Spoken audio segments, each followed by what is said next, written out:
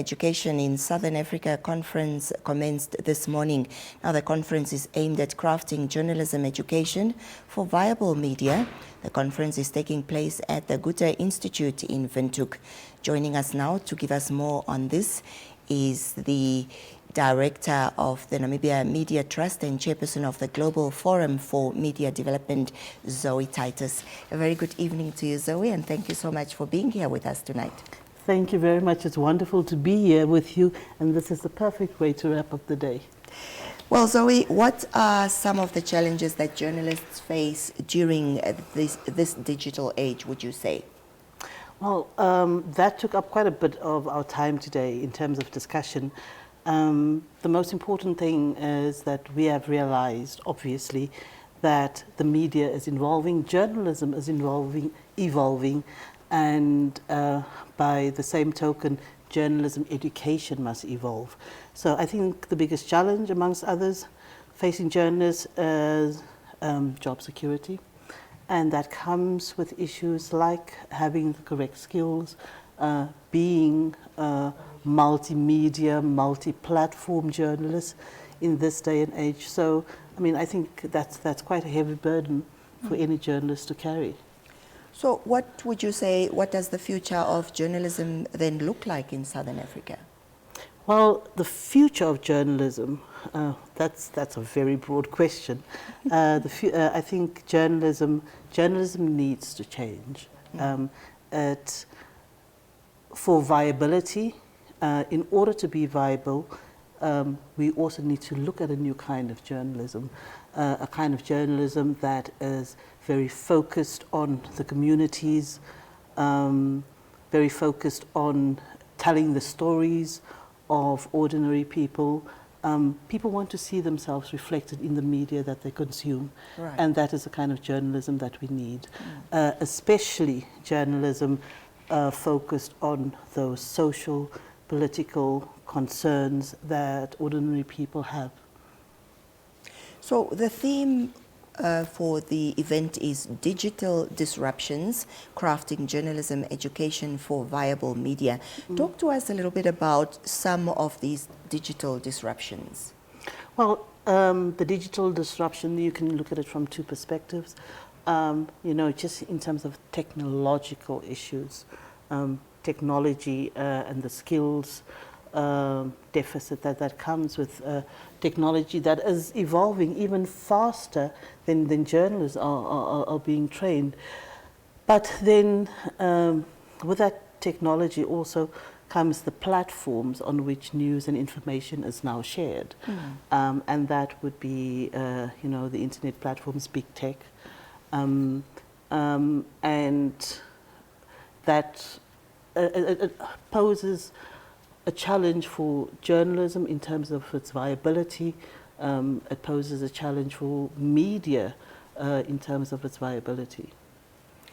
We have seen, or we have witnessed a surge in attacks on journalists and the violation of their rights in African states. Perhaps not so much here in Namibia, but what do you make of this? You know, it's a very sad thing to note that in the month of October alone, 4 journalists in Africa were killed, were murdered, purely for doing their work. This is the reality of journalists in countries outside of Namibia. We don't live with the same kind of reality here. Journalists in Namibia have relative freedom to practice their trade. It is a concern because I think it's important to note that there's a very close connection between the general operating environment in terms of safety and security and the broader viability of the media. You cannot even speak about viability if it is not safe for a journalist to go out and do his or her job. Right. So these things must be, you know, considered in context. Now, November the 2nd was proclaimed by the United Nations General Assembly in 2013 as the International Day to End Impunity for Crimes Against Journalists. Would you say that journalists have the pleasure of having freedom of speech and expression in this day and age? Well, I just gave you the example of 4 journalists that were killed on the African continent just last month. So clearly, it is not the environment for the operations of journalists is certainly not one that is conducive for their work. What you are referring to, November 2nd, the International Day to End Impunity Against Journalists, is also part of the UN Plan of Action on the Safety of Journalists and Issue of Impunity.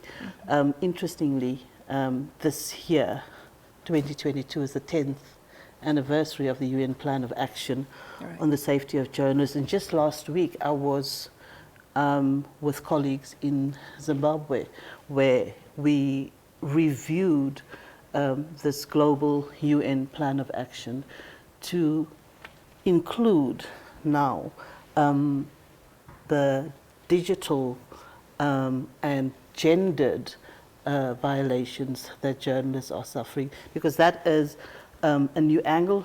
Let's not call it a new angle, but it's a new development in the context of the safety of journalists. Now, talking about new developments, how does one craft journalism education for viable media? Good question. We tried to figure that out today. I don't think we've actually answered that question, but we try. I mean, firstly, we need to acknowledge that we don't have all the answers, but we are fully aware that journalism is evolving. Right. And at this point in time, journalism and the media is facing an existential crisis in terms of its sustainability and viability. And in order to ensure and facilitate more viable media, we need to ensure that we have trained professional journalists to enable that. And I mean, those are the questions that we try to answer today. I can't give you the answer. It's a work in progress. Right. Yeah.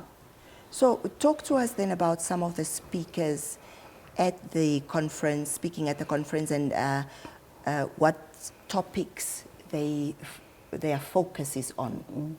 So, well, today, I mean, we really focused quite strongly on the issue of viability. That was the thread that you could see throughout the program today.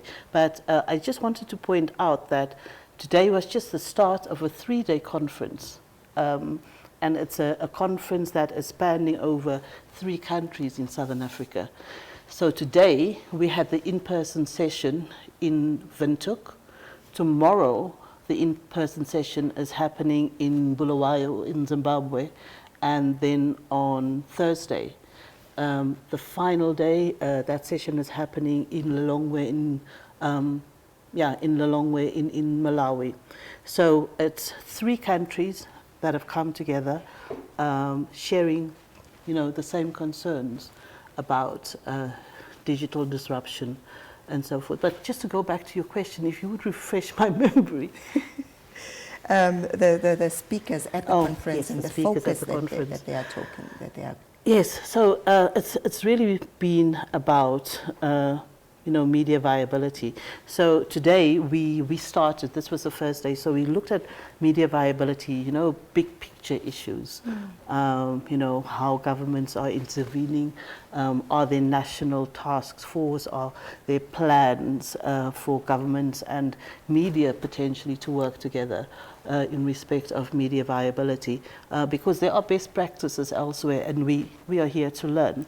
Right. And then we, honed in slightly closer to look at how journalism educators themselves are part of this, this puzzle around crafting, viable journalism education to support viability of media. So, I mean, that's the trend. We were very fortunate to have 2 very good friends of the Namibia Media Trust, Professor Berger, who many, I think, Namibians know. He has, for many, many years, worked with UNESCO, Paris, and as the Director of Freedom of Expression. And he came through today to help us to unpack this. In addition to him, Professor Franz Kruger, who is the head of journalism at Wits University, he brought on board all his knowledge. You know, interestingly, Franz Kruger started his journalism career here in Namibia, so it was really good to see him.